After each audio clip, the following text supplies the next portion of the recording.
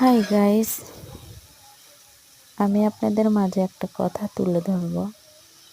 দেখেন, আমি এখানে করলা ভাজতেছি, যেটা বলে দেশি করলা।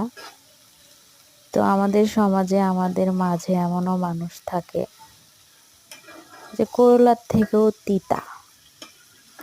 করলা হাজার ভাজলে, হাজার যেভাবে রান্না করেন, এটা কিন্তু তিতা লাগবে। তো আমাদের মাঝে এরকম মানুষ থাকে যে হাজার ভালো করতে চান, হাজার ভালোভাবে রাখতে চান, ভালোভাবে তার সাথে থাকতে চান, ভালো যেটাই করেন না কেন সে তিতাই হবে। আর খারাপ মানুষ তো জানেনই, কখনোই ভালো হয় না।